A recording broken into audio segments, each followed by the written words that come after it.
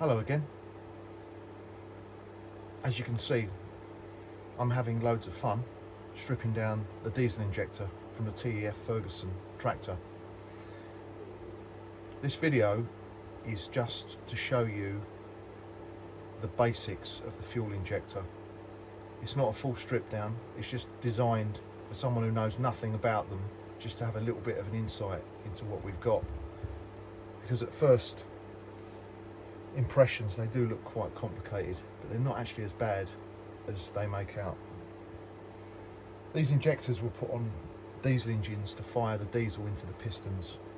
So come and have a look. So there's the small diesel injector removed from the engine. There's your pistons, so it comes off there into each piston. If you look at the front, this cog, it's imperative that cog doesn't move because you'll mess the timing up. So if you take this off the tractor, do not move that cog. And there's an R there. That R corresponds to a line on the engine. If you get it put in wrong, you'll mess the timing up. There is a little bit of adjustment on these when they go in, so try not to mess the timing up. So you've got to keep that untouched, and that R, when it goes back on, has got to be straight. So, diesel injector. Just start off with the basics. This here is a bleed screw. So this, when it's obviously it sits upright, when that undoes, it bleeds out oil. So it's a little bleed screw. You fill that up to that level there with oil. Engine oil's fine, and then you put this plug back in. And obviously, when you fill it up, you fill it up when it's in this position, just so it overflows, and put the plug back in, and that lubricates the bottom of the injector.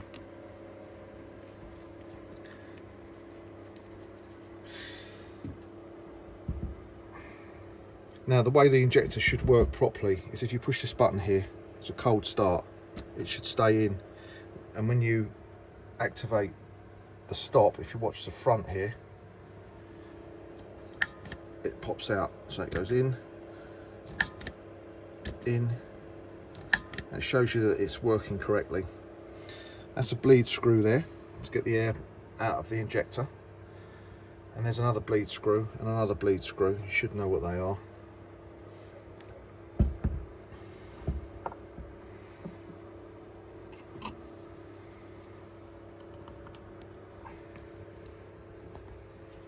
Inside here,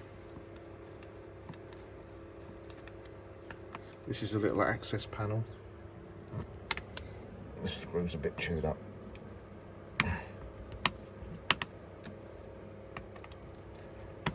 In fact, that screw's very chewed up. Inside here, you'll see detail.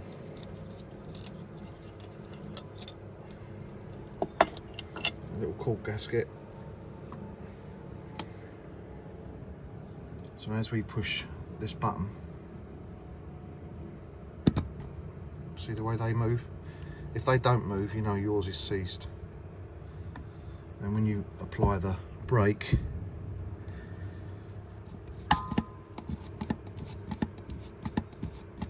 see that? If you turn the injector over at the top here, just a very quick check on your injectors to make sure that they're working okay.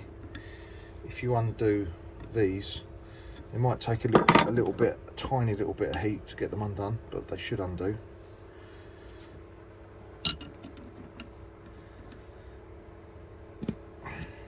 Let's put it in the vise like this.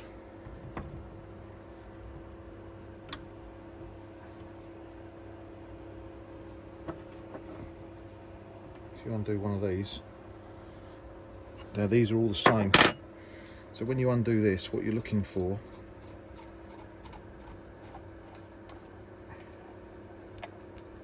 is, that's diesel by the way, is a spring that's here. Alright. There's a spring, and then a plunger that's here, and that should just be able to be pulled out. If that's stuck, your injector's not going to work. that should just pull out like that, and it's got a little ridge at the top that sits and seats, so when it fires the diesel in, when the pressure's up high enough, this spring compresses and pushes it down and shuts it, and it goes on to the others. So if your injector's not working, check that isn't stuck. All right, that's one thing. Now all the lubrication is just diesel. Now don't mix these up, so this one is out of this one.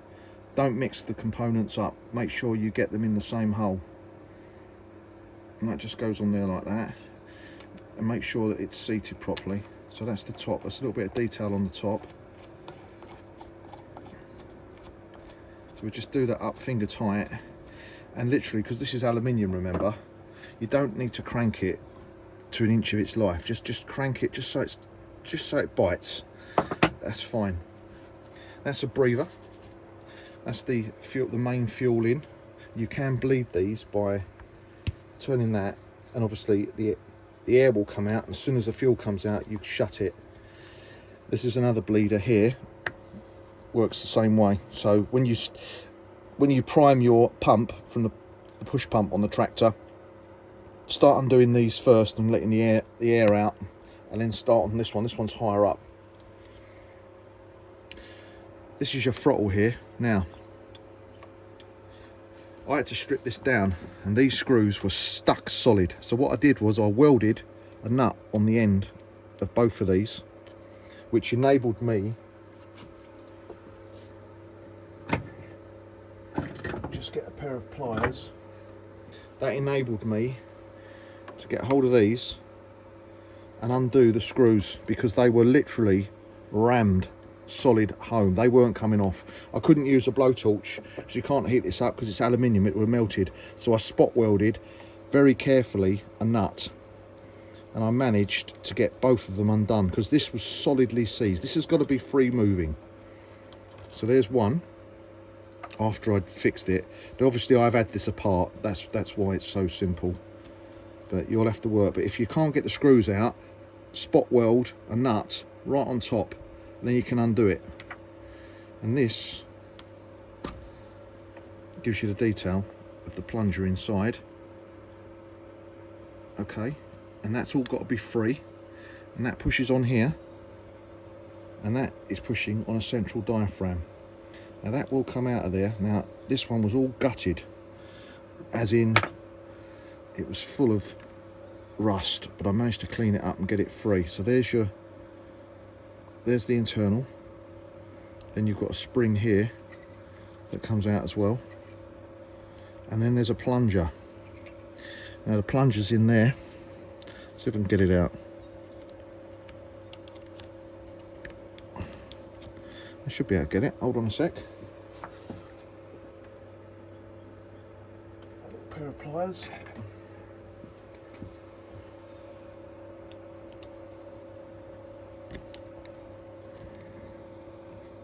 There you go. There's your plunger. Now all that was solid. It was absolutely rusted to hell. So that plunger goes in first. Then you put in the spring, which is here. And then this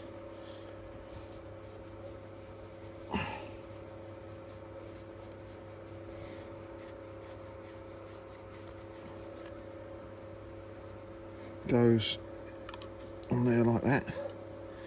Okay, so you've got to make sure all that's nice and free. There's your cam, and that goes on there like that, nice and straight, like that. Okay, so it just, and then you can put back your screws or your bolts. Now hopefully you won't have to weld a nut on the end of yours. Yours should just strip down, but as I say, I couldn't get mine out. They were absolutely rammed in there, and the screw, the bolts was, or the top of the screws were so damaged I couldn't get a screwdriver on them, so I had no choice but to weld a nut. So the other thing you need to just be aware of, just for basic maintenance of an injector, this is very important. and get a screwdriver on there. Okay, we'll just undo these. This is extremely important. So again, this is not a full strip down video. This is just to show you, if you haven't got a clue about the injector, I'm just giving you a bit of an insight into what to expect and what to look for, okay, on your injector. Because if you get this serviced professionally, you're talking a lot of money to get this done by a proper company. They will charge you probably, I think I got quoted £700 to service this. So you don't want to be paying that. You just got to make sure that you know the basics of the injector. So I'm just going to take this end cover off, just show you the inside.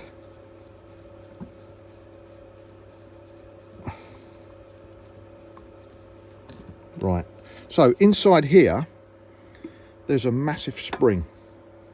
All right, now there's the plunger that we just saw from the other side, and that plunger, take the spring out, that plunger sits on there, and that's a diaphragm. All right, now you can get that diaphragm out of there, because normally you'll find that your one's all split where it's sat for so long. Just prise that out with a little screwdriver, and behind there you can undo a little nut and this diaphragm will fall out. So again, I'm not going to take all that apart. I'm just showing you the ins and outs of what's inside these injectors. So that's the accelerator there, and there's the stop. And the cold start is here. That's the cold start. So that's what you want to be looking for.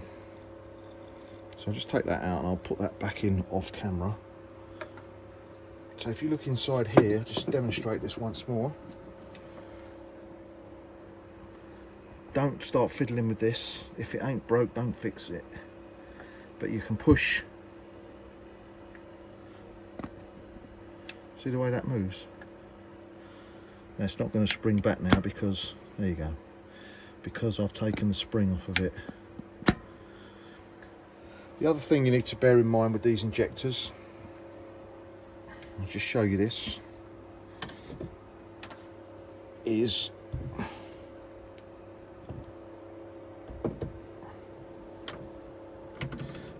inside here there's a filter. So you unscrew these like so.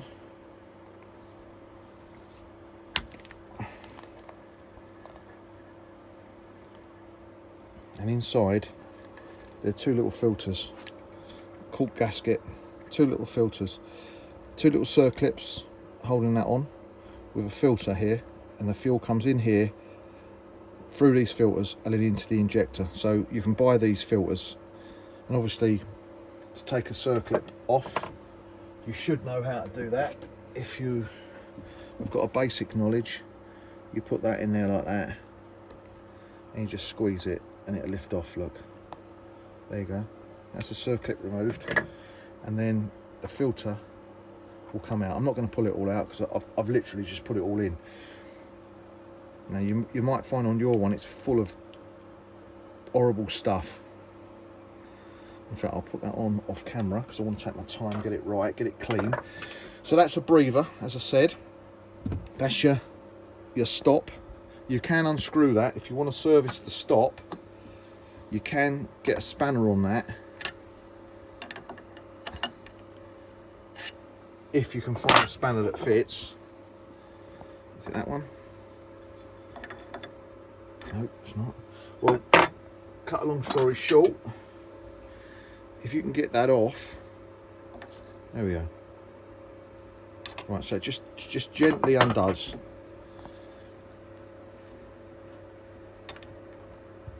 And that's what's in there. There's the little stop. Can you see that in there?